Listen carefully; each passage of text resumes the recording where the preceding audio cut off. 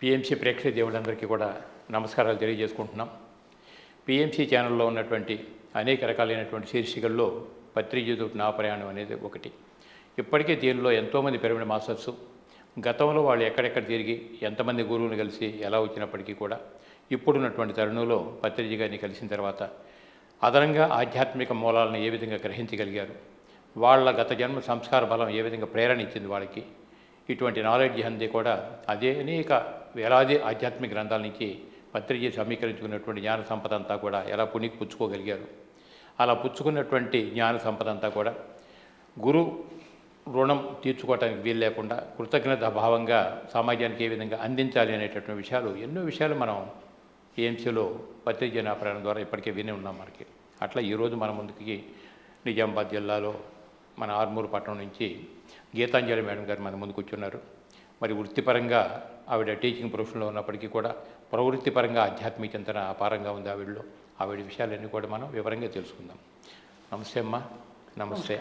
నమస్కారం సార్. చెప్పండి మేడం, మీరు ఏం చదువుకున్నారు, ఎలా వచ్చారనేది ఒక పార్ట్ అయితే, ఆధ్యాత్మిక ఒరవడిలోకి రావడానికి మీ ప్రేరణ ఇంతకుముందు ఏమైనా గురువులను కలిశారా, లేదంటే ఇప్పుడే పత్రికను కలవటం, అసలు ఏమిటి ఇదివరకు ఈ ప్రయాణం అంతా ఎలా సాగింది అనేది సవివరంగా. సంతోషం సార్. అంటే ఏంటంటే ఇదివరకు నేను గురువుల్ని కలిశాను. ఎవరంటే సత్యానంద మాస్టర్ల వారిని ఇక్కడ మా ఊరు దగ్గరలోనే కిసాన్ నగర్ అని ఆ గ్రామంలో సత్యానంద మాస్టర్ల వారిని కలవడము, ఆయన యొక్క బోధనలు చాలా నన్ను ప్రభావితం చేశాయి. అప్పుడు నేను when I was డిగ్రీ చేస్తున్నాను. ఆ మూమెంట్లో ఇక్కడ ఒక మహర్షి వచ్చాడు, మహర్షి బోధనలు చాలా బాగుంటాయి అంటే అక్కడికి వెళ్ళి నేను ప్రేరేపితమయ్యాను బాగా. అప్పటి వరకు అంటే మాది సాంప్రదాయ కుటుంబము, మరి ఇంకా అగ్రికల్చర్ కుటుంబము, చిన్నప్పటి నుంచి పెరిగింది. మా నాన్నగారు వ్యవసాయదారుడే. అయితే మా నాన్నగారు వ్యవసాయదారుడు. ఓకే. అయితే ఇంకా సో అప్పుడు పెరిగే వాతావరణం వేరు. తర్వాత నా ఎప్పుడైతే ఎస్ఎస్సి అయిపోయిందో ఇంటర్మీడియట్ నుంచి నా లైఫ్ అనేది టర్న్ అయిపోయింది. ఓకే. అక్కడ నుండి మాది ఆదిలాబాద్ జిల్లా. ఓకే. ఆదిలాబాద్ జిల్లాలో ఇచ్చోడ దగ్గర పిప్పిరి అనే గ్రామం ఉంటుంది. ఓకే. అక్కడ నుంచి నా ఎస్ఎస్సి 1984లో ఎస్ఎస్సి అయిపోగానే మేము కిసాన్ నగర్ రావడం జరిగింది. అప్పుడు అక్కడ ఇంటర్మీడియట్ అయిన తర్వాత డిగ్రీ ఆ స్థాయిలో, ఎందుకంటే చిన్నప్పటి నుంచి మాది ఎలా అంటే మేము వైష్ణవ సాంప్రదాయం అన్నమాట. ఎక్కువ పూజలు అవన్నీ ఉండేవన్నమాట ఇంట్లో. నాకు చిన్నప్పటి నుంచి అయినా అదేంటో మరి పూజలు వాళ్ళు చేస్తుంటే నాకెందుకో చేయాలనిపించేది కాదు. అప్పుడే నాలో అనిపించేది, అంటే భగవంతుడు అనేవాడు మన లోపలనే ఉన్నాడు, సర్వాంతర్యామి, ఆయన అన్ని చోట్ల ఉన్నాడు, ఇందుగల అందలేని సందేహంలో మనము అంత మంచి ప్రహ్లాద చరిత్ర విన్నాము, వినం కూడా ఇంకా పూజలు ఏంటి అనేది ఆ భావన నాలో ఉండేది. కానీ భయగతం అయ్యేదని కాను, ఎందుకంటే మా ఇంట్లో చాలా పూజలు పురస్కారాలు బాగా భక్తి భావనలు మెండు ఇంట్లో, వైష్ణవ సాంప్రదాయం కాబట్టి. సో అదే మూమెంట్లో ఏదో నా మట్టుకు నేను ఉండేదాన్ని కానీ ఎదిరించేదాన్ని కాను, ఎందుకంటే అమ్మ నన్ను ఎదిరించలేం కదా సార్, అదే అన్నమాట. సో డిగ్రీ ఆ మూమెంట్లో ఈ మహర్షి నాకు పరిచయం అయ్యారు. పరిచయం అయిన తర్వాత ఆయన భగవద్గీత గురించి చాలా చెప్పడము, అప్పుడు భగవద్గీత చదవాలనే ఇంట్రెస్ట్ కలిగింది సార్. ఆ రకంగా చేస్తూ నేను డిగ్రీ బీఎస్సీ కంప్లీట్ చేసుకున్నాను. BSc BZC science. తర్వాత బీఎడ్ అయిన తర్వాత మళ్ళీ తర్వాత బీఎడ్, తర్వాత PG Telugu and English, MA literatures both అవి పూర్తి చేసుకోవడం జరిగింది. తర్వాత 94లో డిఎస్సి రాయడము, 1995లో ఈ ఉద్యోగంలోకి రావడం జరిగింది ఉపాధ్యాయురాలుగా. Teaching profession. Yes, teaching profession, education డిపార్ట్మెంట్లో టీచింగ్ ప్రొఫెషన్ని ఎంపిక చేసుకున్నాను. అదే ఈ సుదీర్ఘ ఈ రకంగా నా ఉద్యోగం రీత్యా వృత్తిపరంగా ఉపాధ్యాయురాలిగా సెటిల్ అయ్యాను. ఇక ఇలా జరుగుతున్న తరుణంలో ఈ ఆధ్యాత్మిక గురువు అంటే ఆ సార్ని కలవడం జరిగింది. ఎవరంటే సత్యానంద మహర్షుల వారిని కలవడం జరిగింది. సత్యానంద మహర్షుల వారిని కలిసిన తర్వాత ఇక అడపాదడప వెళ్ళేదాన్ని ఆశ్రమంకు. తర్వాత చదువు ఇలా కొనసాగుతున్న తరుణంలో ఇంకా ఉద్యోగంకి వచ్చాను.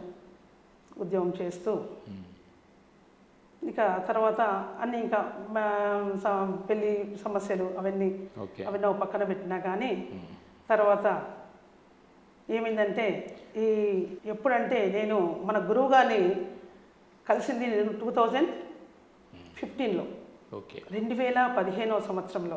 అప్పటి వరకు నాకు మన పితామహ పత్రిజీ నాకు తెలియదు. ఓకే మరి మేము నిజామాబాద్ డిస్టిక్లోనే ఉంటున్నాము ఉన్నా కానీ ఓకే మరి బోధనలో ఉంటాడు గురువుగారు అనే విషయం కూడా నాకు అప్పటివరకు తెలియదు. తెలియదు. ఓకే అప్పుడు నేను ఏంటంటే నేను ఈ జిల్లాకు నేను అసలు ఆదిలాబాద్ జిల్లాలోనే ఉద్యోగం. ఓకే అక్కడ 95 నుంచి 2001 డిసెంబర్ వరకు చేశాను సార్. ఓకే చేసి ఇంకా మావారు ఇటు మావారిది ఈ జిల్లా.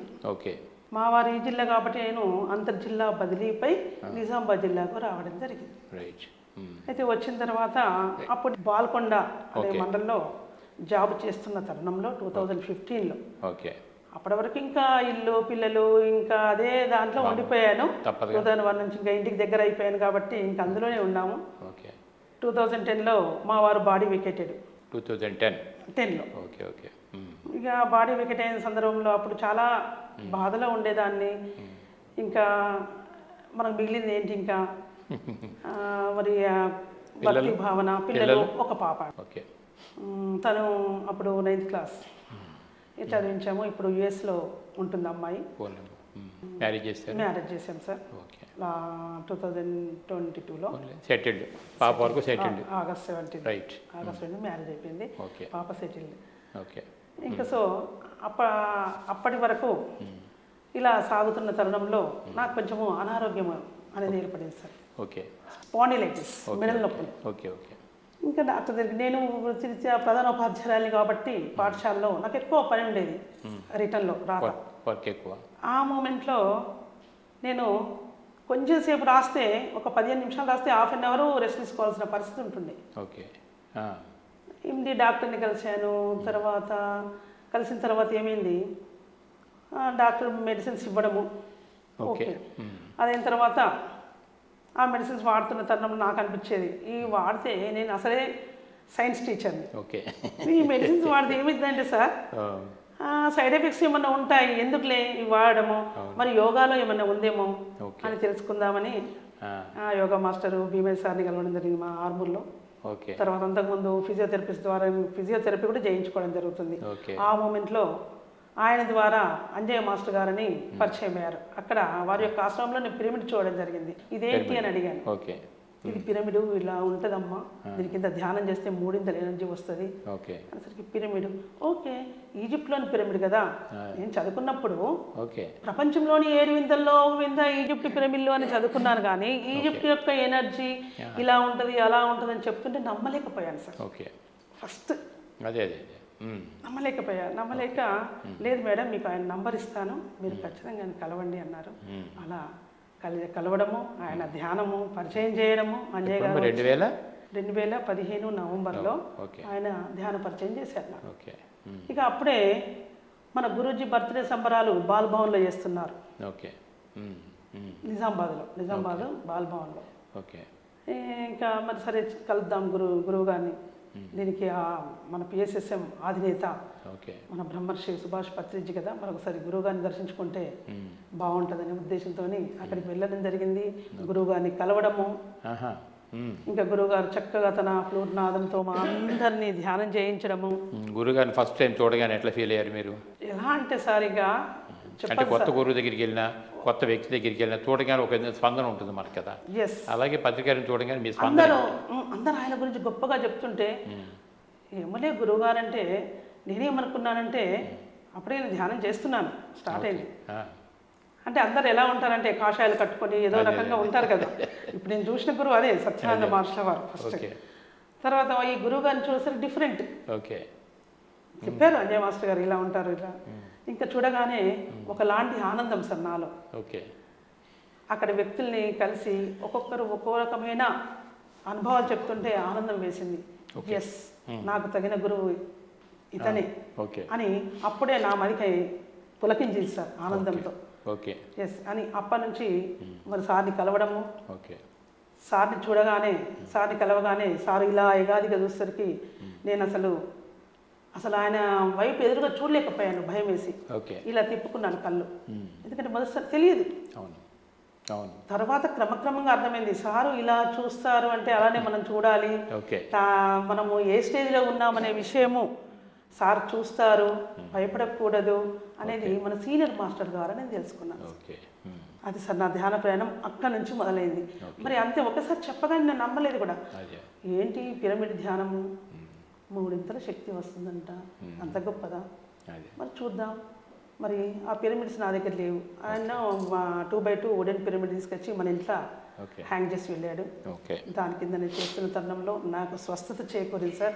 41 days అని చెప్పారు. అయితే నేను 23 daysలో నేను స్వస్థత చేకూరింది నాకు. డైలీ 1 hour 1.5 hour క్రమంగా 2 hours పెంచాను పిరమిడ్ కింద కూర్చొని.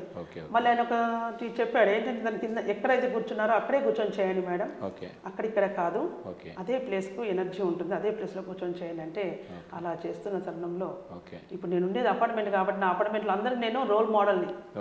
ఎందుకంటే మోకాళ్ళ నొప్పితో నేను ఎక్కలేను, స్పాండిలైటిస్, ఇంకా సో స్కూల్లో ఎక్కువ వర్క్ చేసినా నొప్పి వచ్చేది.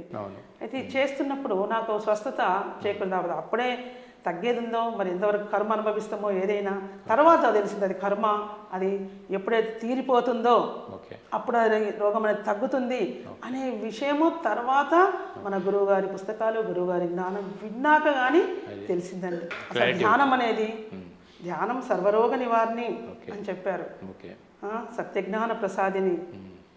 మరి ఇన్ని రకాలు చెప్పినప్పుడు ఓకే ఇది తగ్గించుకున్నాను. మరి ఇంకా వాట్ నెక్స్ట్ ఇంకా తెలుసుకోవాలనే జిజ్ఞాస నాలో ఎక్కువ కలిగింది. మరి వాట్ దీని తర్వాత ఇంకేంటి? ఓకే ఈ ఆరోగ్యం తగ్గింది, ఆరోగ్యం కోసమా? కాదు. మరి ఇంకా ఏంటి? ఎస్ మరి నేను ఎవరు? నేను ఇక్కడి నుంచి వచ్చాను. నాకు చిన్నప్పటి నాలో వేధిస్తుంది సార్ ఈ ప్రశ్న. ఆ పూజలు చేసేదాన్ని కానీ నేను ఎవరు? మరి చనిపోయిన వాళ్ళందరూ ఎక్కడికి వెళ్తారు? ఇప్పుడు మనిషి బాడీ వెకేట్ చేశారు, మరి చనిపోయిన వాళ్ళు ఎక్కడికి వెళ్తారు? మరణం తర్వాత మన జీవితం ఉందా? మరి వెళ్ళిపోయాడు మనిషి అని ఏడుస్తుంటారు. మరి శరీరమే వదిలింది కానీ దాంట్లో ఆత్మ అనేది ఉంది కదా. మరి ఇదే ఎటు పయనం, ఎటు ఈ ఆత్మ పయనం? మరి మరణాంతరం తర్వాత కూడా జీవితం ఉందా అని క్వశ్చన్స్ వేధిస్తుండే. ఎస్ చిన్నప్పటి నుంచి ఆలోచిస్తుండే, ఎందుకు చనిపోతే అందరూ ఏడుస్తున్నారు? ఓకే మనిషి ఇక్కడ వెళ్ళిపోయింది, శరీరం ఇంతగా అయిపోయింది, కానీ ఆత్మ అయితే ఉంది కదా అని అప్పుడు తెలిసి తెలియని పరిజ్ఞానంలోనే అలా నా క్వశ్చన్స్ వేధిస్తున్నారు. అప్పుడు పత్రికా దగ్గరికి రాకముందు వేరే గురువు దగ్గరికి వెళ్ళారు కదా, మీలో ఉన్న సంశయాలన్నీ ఆయన అడగలేదా మీరు? ఆయన అడిగితేనే ఈ భగవద్గీత చెప్పడంలో ఈ భగవద్గీతలో చెప్పాడు అంటూ, ఇది శరీరాన్ని మాత్రమే వదులుతుంది, ఆత్మకు చావు లేదు అని వారు చెప్పడం జరిగింది. భగవద్గీతలో కూడా శ్లోకం కూడా అట్లా దాన్ని బట్టి తెలుసుకున్నాను. ఓకే అంటే ఆత్మ చావు లేదు, ఈ ఆత్మ ఎన్నో జన్మలు తీసుకుంటుంది. కాబట్టి ఈ ఆత్మ కూడా జన్మలు ఎందుకు తీసుకుంటుంది? కొన్ని అనుభవాల కోసము ఈ ఆత్మ జన్మలు తీసుకుని ఈ ఆత్మకు ఆడ మగ భేదం లేదు అనేది ఆయన ద్వారా నేను తెలుసుకున్నాను. మళ్ళీ ఇక్కడికి వచ్చాక ఇంకా మన గురువు గారి పుస్తకాల ద్వారా ఇంకా డీటెయిల్స్గా తెలుసుకోవడం జరిగింది. గురువుగారిని కలవడము, గురువు గారి ద్వారా అప్పుడప్పుడు ఇలా ఇప్పుడు బోధనకు వెళ్ళినప్పుడే కానీ గురువు గారి మాట్లాడము, తర్వాత గురువు గారు మన ఇంటికి రావడం జరిగింది. అప్పుడే నేను ఇంకా సెంటర్ పెట్టాను. ఇంకా నాకు బాగా అనిపించింది కాబట్టి అందరికి ఇంకా ధ్యాన ప్రచారం చేయాలి విస్తృతంగా అనే భావన నాలో కలిగింది. అంత తృష్ణ అసలు అప్పుడు ఏంటంటే కొత్తలో రాగానే అన్ని పిరమిడ్లతో ప్రయోగాలు చేశాను సార్. ఏంటి అసలు ఈ పిరమిడ్ క్యాప్స్ ఇచ్చారు. సరే అప్పుడు సీతాఫలాల సీజన్ ఇట్లే నవంబర్ డిసెంబర్లో. అయితే నేనేం చేశాను, సరే ఆ సీతాఫలాన్ని ఒకసారి ఈ పిరమిడ్ కింద పెడదాం. మీరు కూడా ప్రయోగాలు మొదలు పెట్టారు.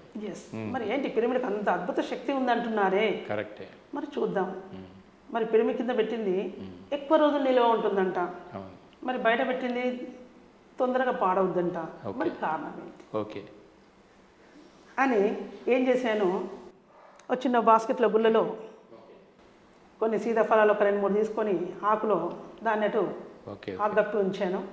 ఇంకోటి మన పిరమిడ్ కింద కూడా ఒక గంపలో పెట్టేసి పిరమిడ్ క్యాప్ పెట్టాను. చూడండి అద్భుతం అంటే ఒక 3 days తర్వాత ఆ గుళ్ళలో ఉన్న మామూలుగా బాస్కెట్లో ఉన్న పండ్లు కంటే ఈ పిరమిడ్ కింద ఉన్న పండ్లు స్వీట్ ఎక్కువ ఉంది సార్. అది నా అనుభవం, మొదటి అనుభవం పిరమిడ్. ధ్యానం చేస్తున్నాను, ఓకే నాలో ఎన్నో మార్పులు వస్తున్నాయి. నాలో నాడీ మండలం శుద్ధమైన కొద్దీ ఎన్నో నొప్పులు అసలు ఎన్నంటే చాలా వచ్చాయి. ఆయన ఫోన్ చేస్తుంటే కూడా నా వల్ల కాదు ఇంకా నేను చెయ్యను అని కూడా. ఆ తరుణంలో ఏం కదమ్మా నీలో హీలింగ్ అవుతుంది, నువ్వు చెయ్యాలమ్మా, చెయ్యాలి, ఇంకా తగ్గుతుందమ్మా మొత్తం మీద అని మళ్ళీ అప్పుడే ఆయన ఒకటి చెప్పాడు. స్పిరిచువల్ రియాలిటీ అనేది ఒకటి 57 minutes మూవీ ఉందమ్మా, చూడండి. ధ్యానం ఎలా చేయాలి, ధ్యానం చేసిన వ్యక్తి చనిపోయిన తర్వాత ఎలా ఎక్కడికి వెళ్తాడు, పిరమిడ్ యొక్క అద్భుత శక్తి అంటే ఏంది అని దాంట్లో అన్నీ ఉన్నాయమ్మా అంటే అది ఒకసారి చూడడం జరిగింది సార్. ఆధ్యాత్మిక సత్యం దాన్ని నన్ను చాలా ప్రభావితం చేసింది. అది చూడడం జరిగింది. తర్వాత ఈ ప్రయోగాలు చేయడంలో మళ్ళీ అట్లే గుళ్ళలో ఉంచిన పండు ఎన్ని రోజుల దాకా బాగుంటుంది, ఈ పిరమిడ్ కింద ఉంచిన పండు ఇంకెన్ని రోజుల దాకా నిల్వ అంటే ఫ్రెష్గా ఉంటుంది అని అలా చూస్తే ఈ పిరమిడ్ కింద ఉన్న పండు ఇంకా 3 days వరకు అయినా ఇంకా బాగుంది. అలా కూరగాయలు అలా ఒక్కటేమిటి అదే ఎక్స్పెరిమెంట్ ఒకసారి సక్సెస్ అయితే అన్ని పెట్టుకుంటాం అలవాటు అయిపోయింది. అది ఆ రకంగా ఓహో పిరమిడ్ ఇది, పిరమిడ్కి ఇంత అద్భుత శక్తి ఉందా, ఓకే మరి ఇటువంటి పిరమిడ్లు మన గురువు గారు ఈజిప్ట్ నుంచి అందుకే తీసుకొచ్చారు, భూమి తీసుకురావడానికి కారణం ఏంటి అని ఇట్లా పిరమిడ్ గురించి సార్ని కూడా అడిగాను నేను మన గురువు గారిని. అయితే పిరమిడ్ ఇలా ఉంటుంది, బాగుంటుంది, పిరమిడ్కి అద్భుతమైన శక్తి ఉంటుంది, దాని ద్వారా మన భూమాతను కూడా మనం సేవ్ చేసిన వాళ్ళం అవుతాము అని ఇవన్నీ కూడా తెలపడం జరిగింది సార్. ఇంక ధ్యానం సేవ్ చేసేవాళ్ళు అప్పుడు మీరు? సార్ నేను అప్పుడు కొత్తలో ఫస్ట్ ఒక 1 week 1 hour చేశాను అప్పుడు.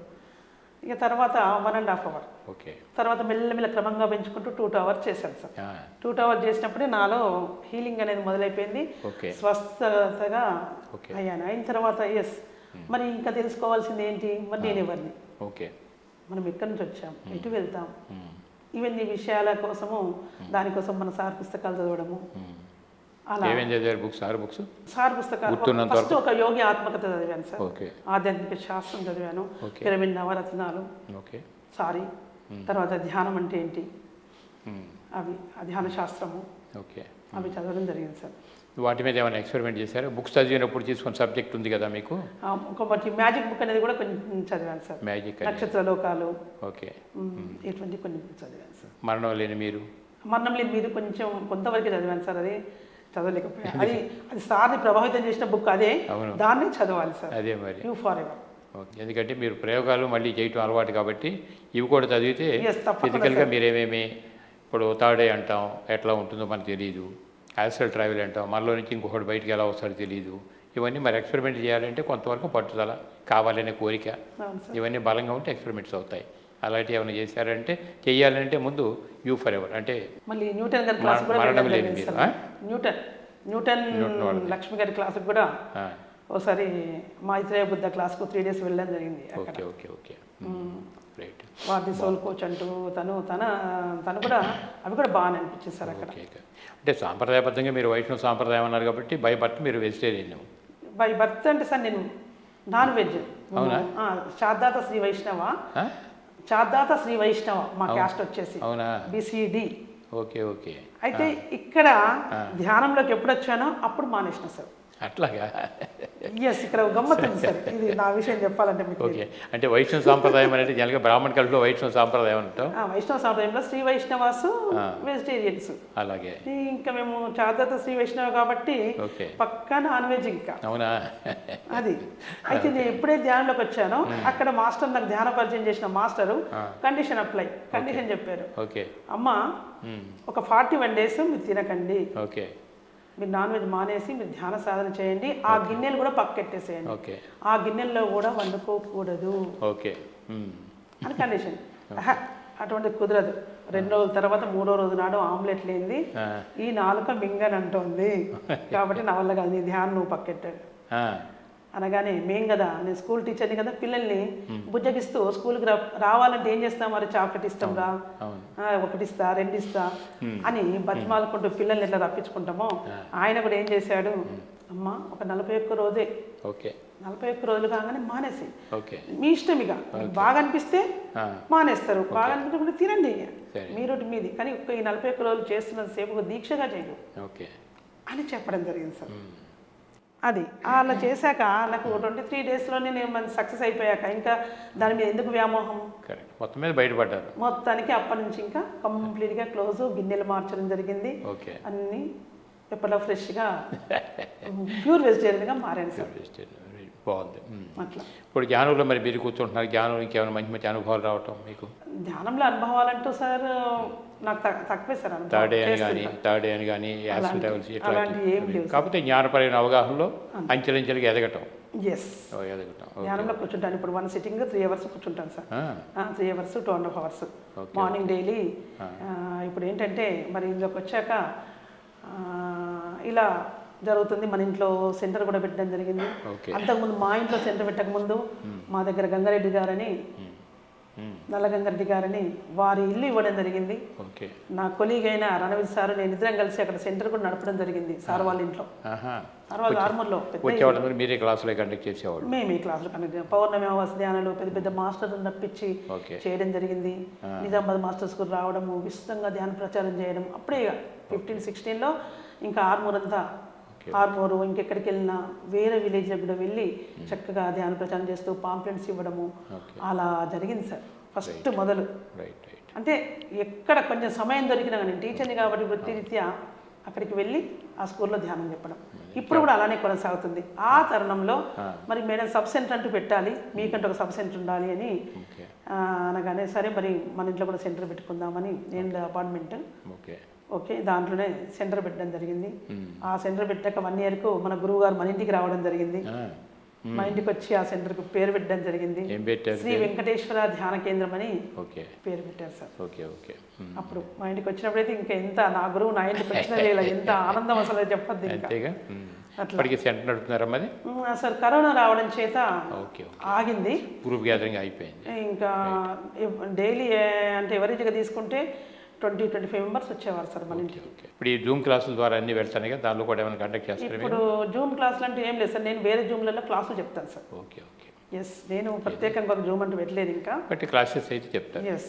తర్వాత 2020లో తటవర్తి రాఘవరావు సార్ అని మన భీమవరము బ్రహ్మర్షి తటవర్తి వీర రాఘవరావు సారు, రాజలక్ష్మి అమ్మగారు వారు జూమ్ స్టార్ట్ చేశారు 2020లో.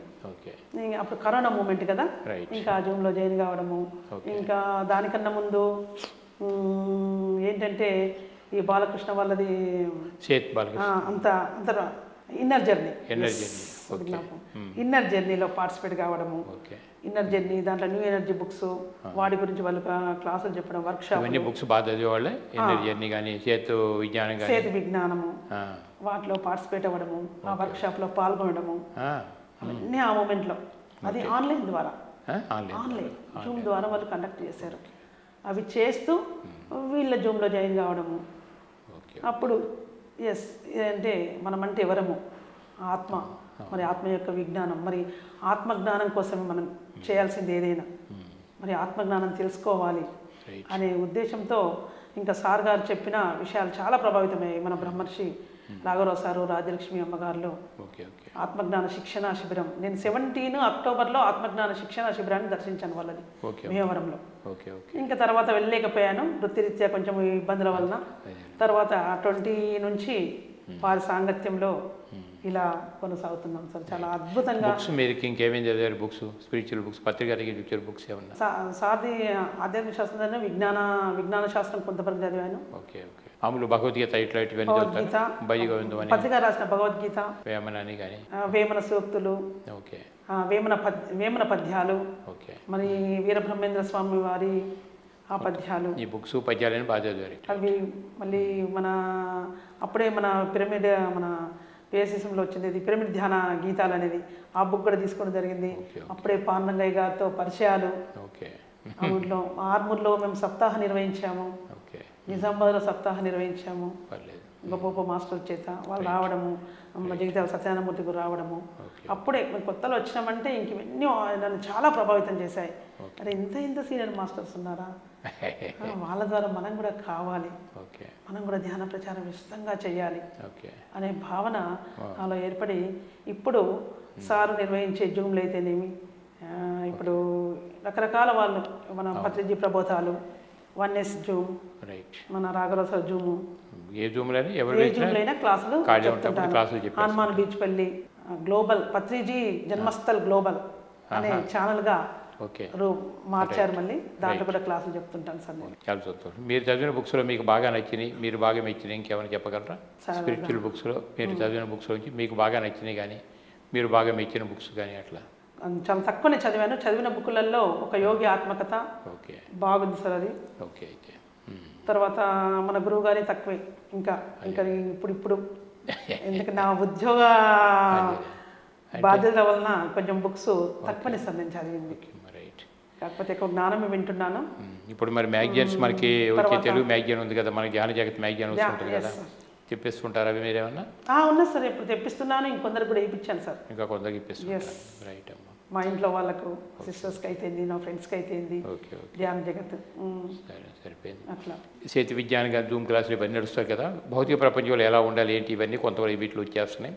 ఇప్పుడు సోకాల్ యాస్ట్రల్ వరల్డ్స్ కానీ గురించి కానీ ఆ సమాచారాలు కానీ మెసేజెస్ అని కానీ లేకపోతే ఆటో రైటింగ్ ప్రక్రియల ద్వారా ఎంతో వస్తున్నాయి మనకి. సోకాల్ రామ్తా సేతు బుక్స్ ఇవన్నీ అలాగే వచ్చినాయి.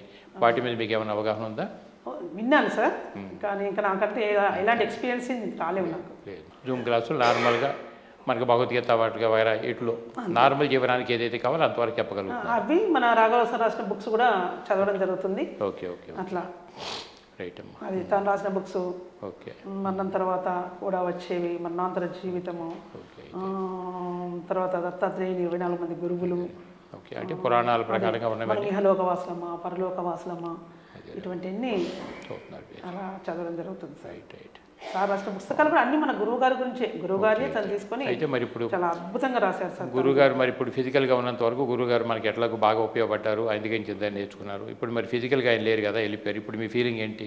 సార్ తను ఫిజికల్గా లేకపోయినా ఆత్మలుగా వర్క్ చేస్తున్న ఫీలింగ్ బాగుంది సార్ నాకు. బాగుందా? ఎందుకంటే తను ఉన్నప్పటికంటే తను ఫిజికల్గా లేరు కదా, తర్వాత ధ్యానమా చక్రంకి వచ్చామైతే ఎంత అంటే అసలు జనాలు అసలు అంత అసలు జనాల్ని చూసి అవక్కాయ నేను.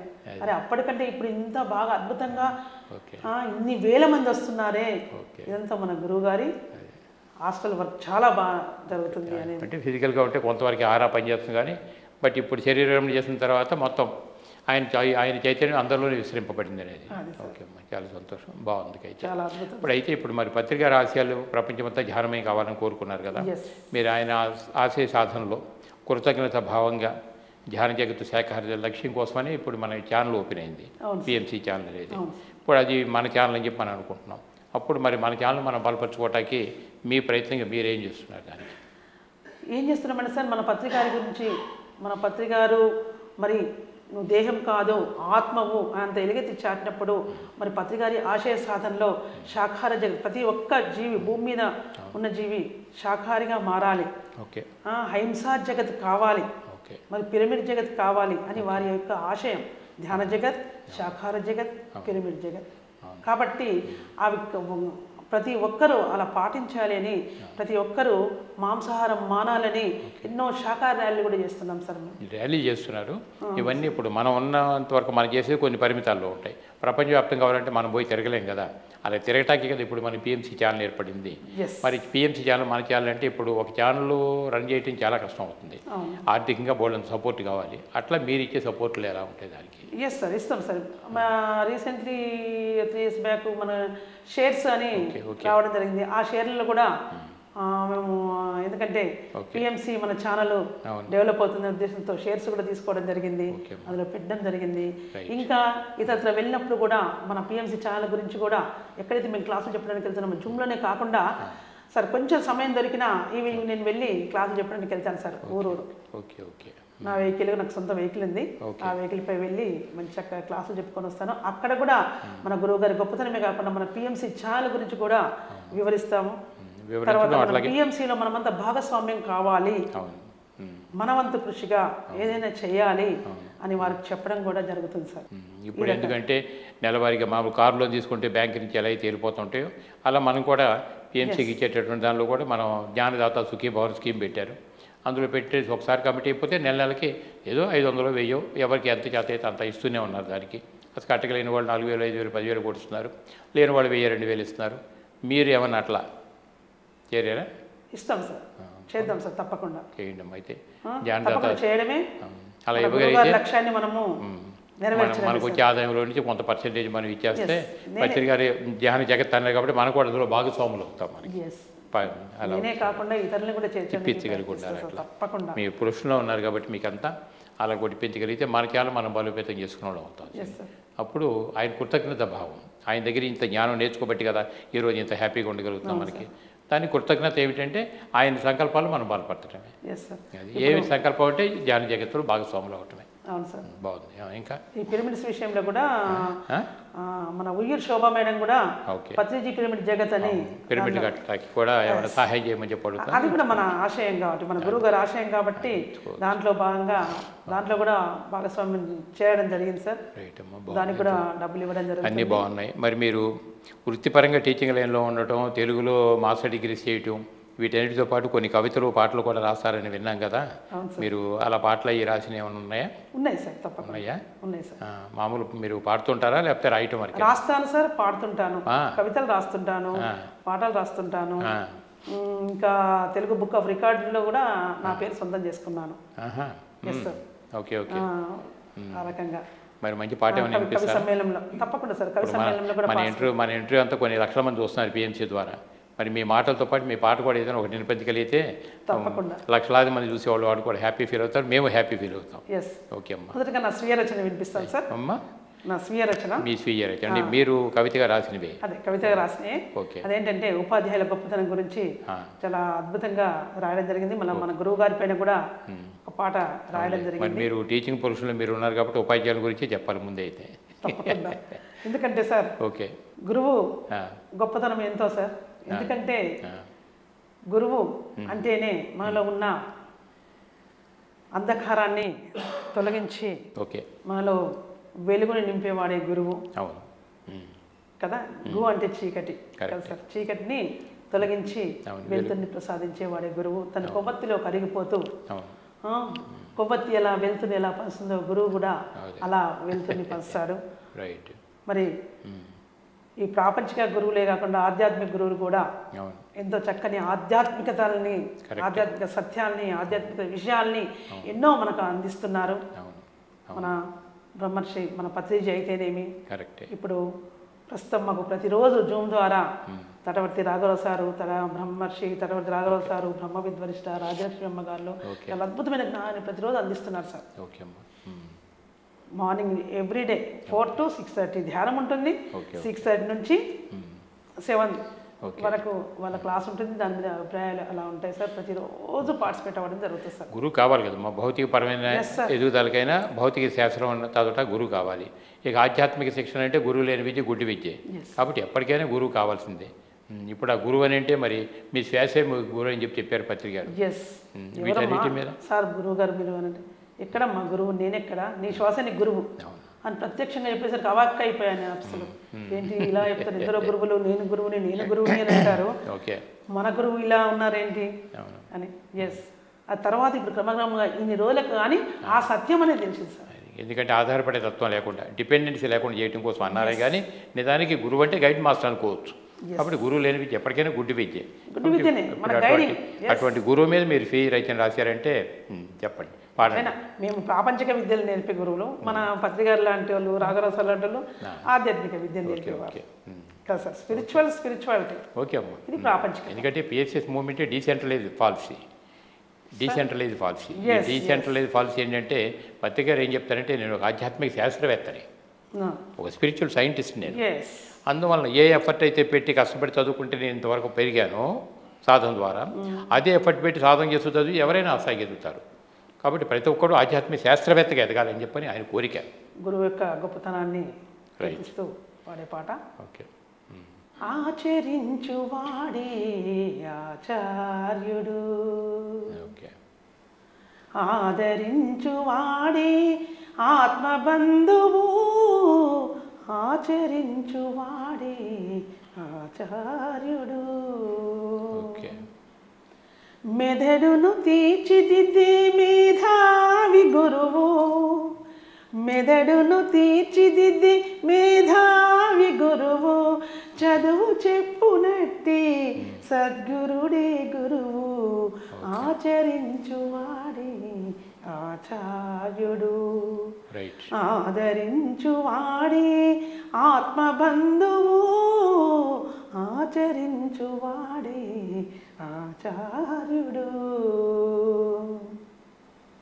పుట్టిన ప్రతి శిశువుకు తొలి గురువులు తల్లిదండ్రులు అక్షర రూపమునిచ్చు ఆది గురువు మాస్టారు పుట్టిన ప్రతి శిశువుకు తొలి గురువులు తల్లిదండ్రులు అక్షర రూపమునిచ్చు ఆది గురువు మాస్టారు గురువేగా తమ ప్రగతికి చూపును దీపం గురువేగా తమ ప్రగతికి చూపును దీపం గురువేగద ఈ జగాన వెలిగేటి మణి దీపం ఆచరించువాడే ఆచార్యుడు ఆదరించువాడే ఆత్మబంధువు ఆచరించువాడే ఆచార్యుడు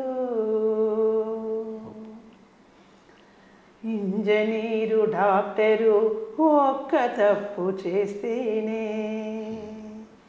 ఒక వంతెన ఒక జీవి కాలం చెల్లిస్తుంది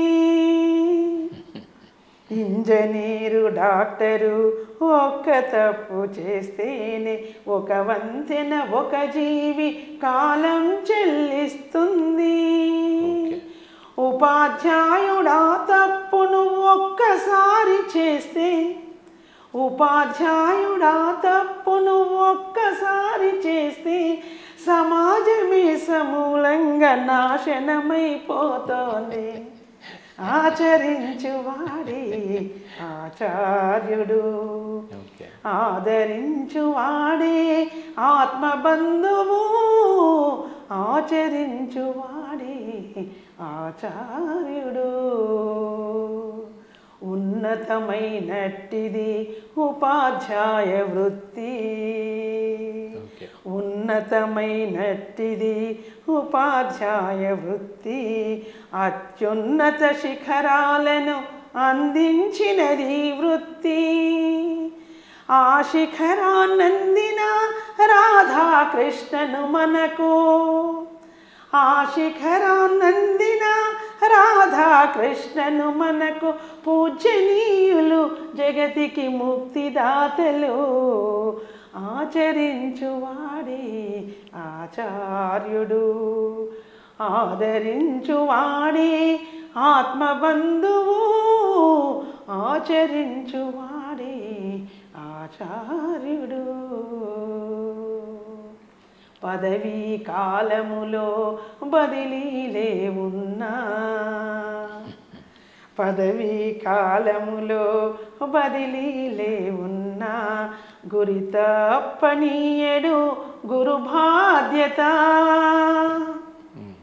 కవులు కళ్ళు మూసిన సాహిత్యము చావనట్లు కవులు కళ్ళు మూసిన సాహిత్యము చావనట్లు గురువు గుండె చప్పుడు మేల్కొల్పునెప్పుడు ఆచరించువాడే ఆచార్యుడు ఆదరించువాడే ఆత్మబంధువు ఆచరించువాడే ఆచార్యుడు ఆచార్య దేవో భవ ధన్యవాదములు సార్ చాలా సంతోషం చాలా సంతోషం ఎందుకంటే దేహం అనేది శాశ్వతం కాదు ఆత్మ శాశ్వతం అనేది ఒకటి ఉంది మనకి అవును సార్ దేహపరంగా జీవించినంత వరకే చదువు చెప్పేటటువంటి వాడు భౌతికపరమైన శాస్త్రం బోధించగలడు భౌతిక శాస్త్రం ఇచ్చే గురువుకి అంత వాల్యూ ఇచ్చినప్పుడు ఆధ్యాత్మిక విద్య అంటే ఆత్మకు మరణమే లేదనేటప్పుడు ఆధ్యాత్మిక విద్యలో ఇంకెంత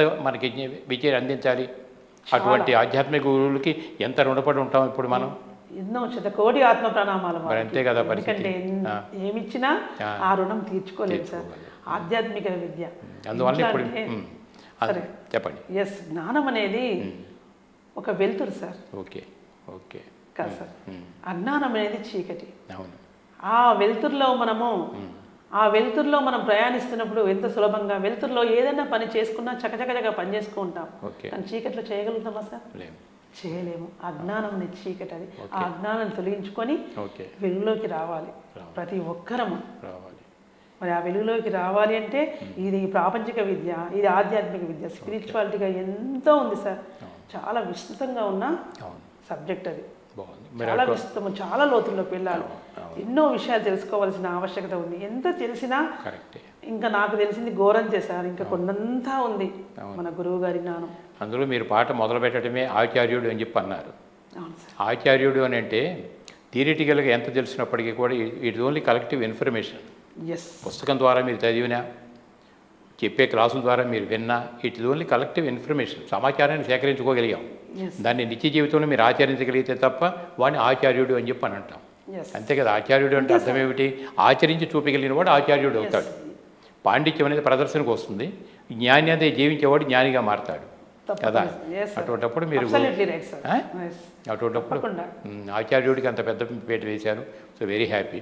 అటువంటిప్పుడు ఆచార్యతత్వంలో ఉన్నప్పుడు మరి పత్రిజీ కూడా ఏది మాటల్లో లేరు, కంప్లీట్ జాతలో ఉన్నాడు ఆయన. మాటలు పరిమితం కాగా ఇప్పుడు ఆయన చెప్పినటువంటి మాటల్లో గురువు యొక్క గొప్పతనం, ఆచార్యుడికి మీరు అంత చెప్పగలిగినప్పుడు ఆయన చెప్పిన దానిలో రెండోది ఏమిటంటే శాకాహారాన్ని గురించి కదా. ప్రపంచంలో మానవుడికి ఆహారం కోసం ప్రపంచంలో ఏ జీవి కూడా హింసింపబడకూడదు. మెయిన్ కాన్సెప్ట్కి ఇది. ఎందుకంటే ఇప్పుడు సృష్టిలో మొత్తం 3 స్టేజెస్ ఉంటాయి మనకి. మానవత్వం దిగజారిపోతే రాక్షసత్వం వస్తుంది. రాక్షసత్వాన్ని కొద్దిగా ఎదిగితే మానవత్వంలో ఉంటాం కనీసం. మానవత్వం ద్వారా ఇంకా పైకి బుద్ధి పెరిగితే తప్ప దైవత్వంలో మనం అడుగు పెట్టలేము. కాబట్టి దైవత్వంలో అడుగు పెట్టేది సెకండరీ. ఫస్ట్ రాక్షసత్వం నుంచి మానవత్వంలోకి రావాలి కదా. రావాలంటే మరి హింసాపూరితమైన ఆహారం తినేంత వరకు మానవత్వమే లేదు నీకు ఇంకా కదా. రాక్షసత్వంలో కొట్టుకుంటున్నాం. అటువంటిప్పుడు మరి శాకాహారం మీద కూడా మీరు ఏమైనా రాశారా పాటలు? శాకాహారం మీద నేను రాయలేదు కానీ సార్ ఇతరులు నేను సేకరించాను, పాడగలుగుతాను. ఓకే. శాకాహారం గురించి పాడగలుగుతారా? Yes sir. శాకాహారం వినిపించగలరా ఒకటి? తప్పకుండా సార్. అయితే చెప్పండి. ఎందుకంటే మన ధ్యాన గద్దర్ భూపతిరాజు సార్ వాడుతుంటారు ఆ పాట. ఆ పాట ఒకసారి మీ ముందు ఉంచుతాను సార్ నేను. ఓకే. ఎక్కడికి వెళ్ళినా శాకాహారం గురించి చెప్తుంటాను, ఆ పాట ఖచ్చితంగా పాడుతుంటాను. రైట్. అట్లా. Okay sir. చిట్టి చిన్ని పక్షుల వట్టి చంపారాదయ్యో. ఓకే. ఫస్ట్ ఎక్కడికి వెళ్ళినా నేను ధ్యాన ప్రచారము మనం క్లాసులు చెప్పడానికి వెళ్ళినా కానీ ఫస్ట్ ఇది చెప్తుంటాను. ఎందుకంటే వాళ్ళ కొంచెం పరివర్తన రావాలి. రైట్. ఒకేసారి మాంసం బంద్ చేయండి మీరు ధ్యానంకు రండి అంటే, ఎందుకంటే సార్ పల్లె జనాలు ఎలా ఉంటారు, ఒకేసారి మాంసం మానేమన్నారు, ఇంకా ధ్యానంకు వెళ్ళాము, ఏంటో ధ్యానం అట, ఏంటో వీళ్ళు చెప్తున్నారు మాంసం మానేయాలి ధ్యానం చేయాలట, ఏహే అలా ఎలా ఉంటుంది అంటారు. కాకపోతే అలా వివరిస్తూ మరి మన నినాదమే హింసా చూడో హంస పకడో. రైట్. కాబట్టి హింసని వదిలిపెట్టి హంసను పట్టుకోవాలి. కాబట్టి మనం ఏం చేయాలి, మనం కనీసం ఆ పాట ద్వారా కొంత ప్రభావితం. ఎందుకంటే మనకు తెలుసు ఒక సామెత ఉంది, శిశుర్వేత్తి పశుర్వేత్తి వేత్తి గానరసం ఫని కదా. దేనికైనా ఎందుకంటే గద్యం కంటే పద్యమే ముందు ఉద్భవించు అన్నట్లు మరి ఆ పాటను వాడి కొంచెం వాళ్ళ పరివర్తన కలుగుతుందేమో ఉద్దేశంతో ఆ పాటను కూడా పాడి వినిపించడం జరుగుతుంది. మన ప్రయత్నం మనం చేయాలిగా. ఎస్. ఆ పాట పాడినంత వరకు వాళ్ళలో ఎలా ఉంటుందంటే వాళ్ళ భావాలను అబ్జర్వ్ చేస్తుంటా, కళ్ళమ్మ నీళ్ళు గారుతుంటాయి కొందరికి. అరే అవును కదా మూగజీవాలను చంపుతున్నాము, అయ్యో చంపకూడదే, చిన్న చీమ కూడా మనకు హాని ఏం చేసింది. మరి మీరు మాటలు నేర్చిన మానవులు ఒక్కసారి ఆలోచించండి అని వాళ్ళకి ఇలా చెప్పి పాట గురించి చెప్పి పాడేసరికి వాళ్ళు కొంచెము అలా పరివర్తన కొందరు అంటే ఆ క్లాస్లోనే లేచి చెప్పడం జరుగుతుంది, ఇప్పటి నుంచి నేను మాంసాహారం మానేస్తున్నా మేడం అని. అలా ఎన్నో క్లాసులు అలా చెప్పడం జరిగింది, మానేయడం కూడా జరిగింది సార్. అది 2 చరణాలు తప్పకుండా సార్. చిట్టి చిన్ని పక్షుల వట్టి చంపారాదయ్యో, ఆ మేకల పొట్టెల పీకలు వట్టి కొయ్యారాదయ్యో. చిట్టి చిన్ని పక్షుల వట్టి చంపారాదయ్యో, ఆ మేకల పొట్టెల పీకలు వట్టి కొయ్యారాదయ్యో, అయ్యో కొయ్యారాదయ్యో. మన పిల్ల పాపలనైతే ఎంతో ముద్దుగా చూస్తామే, వాటి పిల్లల పైన వాటికి కూడా ప్రేమ ఉండునులే. మన పిల్లలకేమైనా ఆపద వస్తే అల్లాడిపోతామే, మన పిల్లలకేమైనా ఆపద వస్తే అల్లాడిపోతామే, వాటి పిల్లలపైన జాలి కన్నలేక చంపుక తింటామే, అయ్యో కోసుక తింటామే. చిట్టి చిన్ని పక్షుల వట్టి చంపారాదయ్యో, ఆ మేకల పొట్టెల పీకలు వట్టి కొయ్యారాదయ్యో, అయ్యో కొయ్యారాదయ్యో. చిన్ని చీమా దోమలు కుడితే చంపి వేస్తారే, మరి మూగజీవుల్ని చంపి తినే వారికి ఏ శిక్ష వేయాలే. మాటలు నేర్చిన మానవులారా ఆలోచించండి, మాటలు నేర్చిన మానవులారా ఆలోచించండి, మరి మాటలు రాని జీవుల బట్టి చంపుట న్యాయంబా, అయ్యో కోసుట న్యాయంబా. చిట్టి చిన్ని పక్షుల బట్టి చంపారాదయ్యో, ఆ మేకల పొట్టెల పీకలు వట్టి కొయ్యారాదయ్యో, అయ్యో కొయ్యారాదయ్యో. ఆది పరాశక్తి కాహుతి అంటూ సాకులు చెబుతారే, మూగజీవుల్ని మాత్రమే ఆహుతి కోరుతున్నారా. దేవతలైతే సర్వ ప్రాణులను ఒకటిగా చూస్తారే, మరి ఏనాడైనా మానవుల్ని ఆహుతినిచ్చారా, శక్తికి ఆహుతినిచ్చారా. చిట్టి చిన్ని పక్షుల బట్టి చంపారాదయ్యో, ఆ మేకల పొట్టెల పీకలు బట్టి కొయ్యారాదయ్యో, అయ్యో కొయ్యారాదయ్యో. Thank you sir. చాలా సంతోషం అమ్మా, చాలా సంతోషం. ఎందుకనంటే ఎప్పుడు కూడా ఒక మాట కంటే పాట చాలా ఎనర్జెటిక్గా ఉంటుంది. ప్రజల్ని ప్రభావితం చేయడానికి మాట ఒక సమ్మోహనాస్త్రంలో ఉపయోగపడుతుంది. అలాగే మీ మాట కంటే కూడా మీ పాటలు మరింత సమ్మోహనాస్త్రంగా అది చాలా ఆలోచింపజేస్తుంటాయి జనాన్ని అంతా కూడా. సో చాలా హ్యాపీ అమ్మ. ఎందుకంటే సభ్య సమాజంలో రాక్షసత్వం ఏంటంటే తోటి జీవుల్ని చంపి మన ఆహారంగా తీసుకుంటామంటే అదే రాక్షస ప్రవృత్తి, అంతకంటే ఏం కాదు. రామాయణం అంతా మనం చదివినప్పుడు కూడా రావణాసురుడు రావణ బ్రహ్మ అని చెప్పని అంటాం కదా, అంత బ్రహ్మచారిని తెలిసినవాడు ఎవరు లేరు, అందుకని రావణ బ్రహ్మని చెప్పని అంటాం. అటువంటి ఆయన కూడా తీసుకునే ఆహారంలో సరిగ్గా లేకపోవటం వలన మనకి అది పర్యవసానం అంతా మనకి తెలుసు. అందువల్ల ఏమిటంటే ఇక మనం ముందు రాక్షసత్వం నుంచి మానవత్వంలోకి రాగలిగితే తర్వాత ధ్యానం అనే సాధన ద్వారా దైవత్వంలోకి ఎలా ఎంటర్ అవుతాం, అహం బ్రహ్మ అనే స్థాయిలో ఎలా నిలబడతాం అనేది మనకు తెలుస్తూ వస్తుంది. సో చాలా సంతోషం ఇప్పటివరకు మీ జీవిత అనుభవాలన్నీ చక్కగా మాకు బోధించినందుకు, పిఎంసి ప్రేక్షకులందరినీ చక్కగా మీరు అల్లారించినందుకు సో చాలా సంతోషం. ఫైనల్లీ ఒక 2 ముక్కల్లో పిఎంసి ప్రేక్షకులు మీరు ఇచ్చే సందేశం. మన గురువుగారి ఆశయ సాధనలో భాగంగా ధ్యాన జగత్, శాఖార జగత్, పిరమిడ్ జగత్ కావాలని ఆశిద్దాం. తప్పకుండా దీనికి అహర్నిశలు మా వంతు మేము కృషి చేయడానికి సిద్ధంగా ఉన్నాం. నేను వృత్తిరీత్యా ఉపాధ్యాయుల్ని కాబట్టి ప్రతి స్కూలుకు వెళ్ళడమే కాకుండా ఊరూర వెళ్ళి కూడా ధ్యాన ప్రచారం విస్తృతంగా చేయడము, మన అంతేకాకుండా మన పిఎంసి ఛానల్ ఎదుగుదలకు కూడా మా వంతుగా మేము తప్పకుండా కృషి చేస్తాము.